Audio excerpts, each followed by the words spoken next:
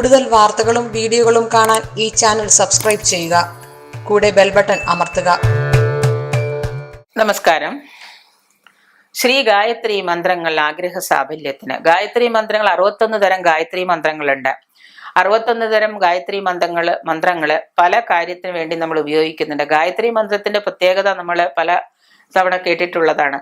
6 തരം ഗായത്രി മന്ത്രങ്ങൾ നമ്മുടെ ആഗ്രഹ സബലീകരണത്തിന് വേണ്ടിയിട്ട് ഇപ്പൊ നമ്മൾ പറയുന്നുണ്ട്.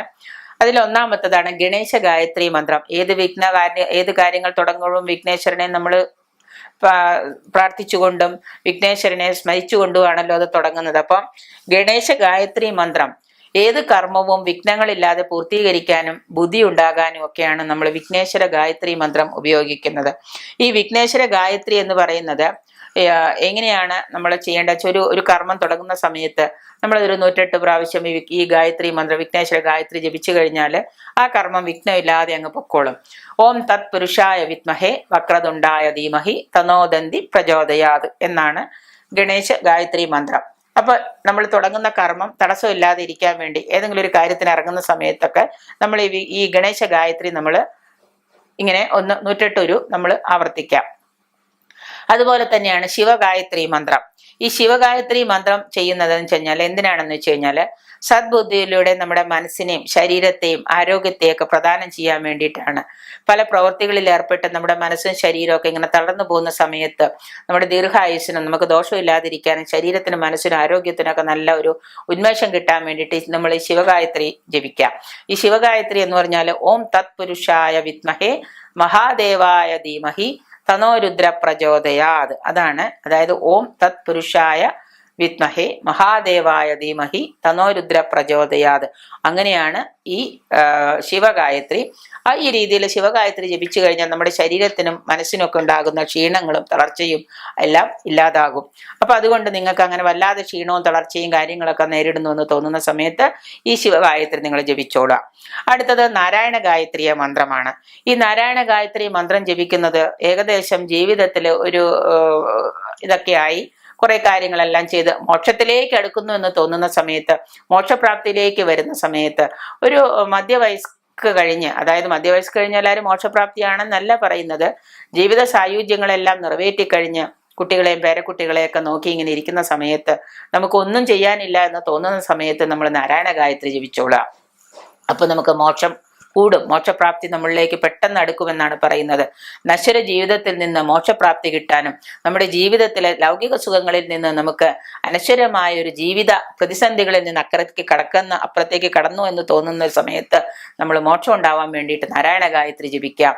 ഓം നാരായണായ വിദ്മഹേ വാസുദേവായ ധീമഹി തനോ വിഷ്ണു പ്രചോദയാത് എന്ന നാരായണ ഗായത്രി നിങ്ങൾ എല്ലാ ദിവസവും 108 പാരായണം ചെയ്യുക, 108 ജപിക്കുക.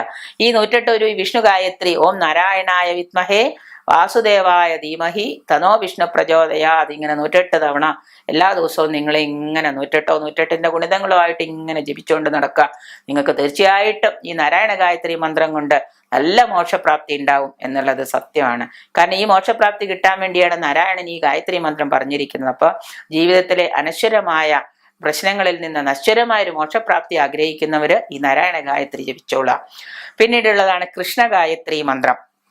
ഈ കൃഷ്ണ ഗായത്രി ജപിക്കുന്നതെന്ന് വെച്ച് കഴിഞ്ഞാല് നമ്മുടെ കുടുംബത്തില് ഭദ്രതയില്ല എന്ന് തോന്നുക, നമ്മുടെ കുടുംബത്തിന് തന്നെ ഭദ്രതയില്ല, നമ്മുടെ കുടുംബത്തിന് തന്നെ അസ്വാരസ്യങ്ങൾ തലപൊക്കുന്നു, കുടുംബമാകെ ശോചനീയമായ അവസ്ഥയിലാണ് എന്ന് തോന്നുന്നവര്, അത് നയിക്കാനുള്ള ബുദ്ധിമുട്ടുണ്ടാകുമ്പോൾ ആ കുടുംബത്തിന്റെ ഭദ്രതയോടെ പിടിച്ചു നിർത്താൻ നമുക്ക് സാധിക്കാനുള്ള ഒരു മനസാന്നിധ്യം കിട്ടാൻ വേണ്ടി കൃഷ്ണ ഗായത്രി ജപിക്കാം.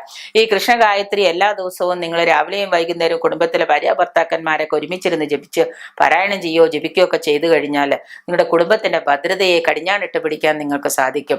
ഓം ദാമോദരായ വിദ്മഹേ രുക്മിണി വല്ലഭായ ധീമഹി തനോ കൃഷ്ണ പ്രചോദയാത്. അതാണ് കൃഷ്ണ ഗായത്രി.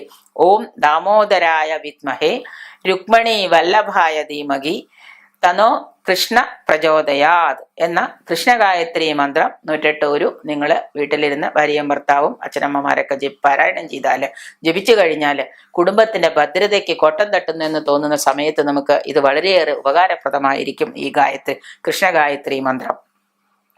അടുത്തത് നരസിംഹ ഗായത്രി മന്ത്രമാണ്. നരസിംഹം എന്ന് പറഞ്ഞാൽ മഹാവിഷ്ണുവിന്റെ രൂപമാണ്. എങ്കിൽ തന്നെയും ശത്രുക്കളെ നിഗ്രഹിക്കാൻ പോരുന്ന നരസിംഹനാണ്, നരസിംഹ മന്ത്രമാണ്. ഈ നരസിംഹ ഗായത്രി മന്ത്രം നമ്മള് ശത്രു ദോഷത്തിൽ നമ്മള് ഏതെങ്കിലും തരത്തിൽ ശത്രുക്കൾ ഉപദ്രവിക്കുന്നു എന്നോ, 6ാം ഭാവത്തിൽ വ്യാഴം ശത്രുദോഷത്തിൽ നിൽക്കുന്നു എന്ന് വരുന്ന സമയത്ത് ഈ നരസിംഹ ഗായത്രി മന്ത്രമോ നരസിംഹ മന്ത്രമോ ഒക്കെ പാരായണം ചെയ്യുന്നതും ജപിക്കുന്നതും വളരെ വിശേഷാൽ നമുക്ക് ഗുണമാണ്.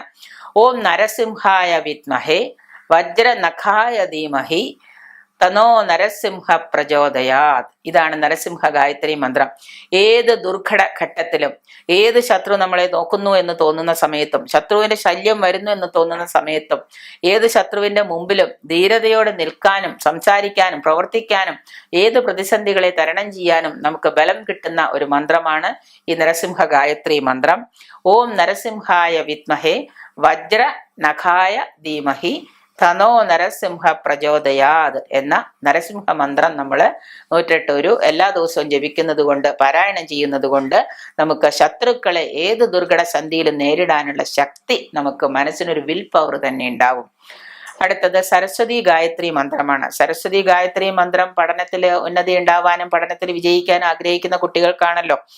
ഉയർന്ന മാർക്കോടെ പരീക്ഷകൾ പാസ്സാകാനും ബുദ്ധി ലഭിക്കാനും ഏത് പരീക്ഷയെ നേരിടാനുള്ള വിൽ പവർ ഉണ്ടാവാൻ കുട്ടികള് ഉന്നത വിദ്യാഭ്യാസമൊക്കെ തടസ്സിരിക്കുന്നവര് ജപിക്കേണ്ട ഗായത്രി മന്ത്രമാണ് സരസ്വതി ഗായത്രി മന്ത്രം. ഓം വാഗ് ദേവൈ ച വിദ്മഹേ ഓം വാഗ് ദേവൈ ച വിദ്മഹേ വിരിഞ്ച പതന്യേ ജ ധീമഹി തനോവാണി പ്രചോദയാത് എന്നതാണ് സരസ്വതി ഗായത്രി മന്ത്രം. ഈ സരസ്വതി ഗായത്രി മന്ത്രം എല്ലാ ദിവസവും 108 വിദ്യാർത്ഥികള് പാരായണം ചെയ്താൽ നിങ്ങൾക്ക് വിദ്യയിലും പരീക്ഷയിലൊക്കെ ഉയർന്ന മാർക്കോടെ പാസ്സാവാൻ സാധിക്കും.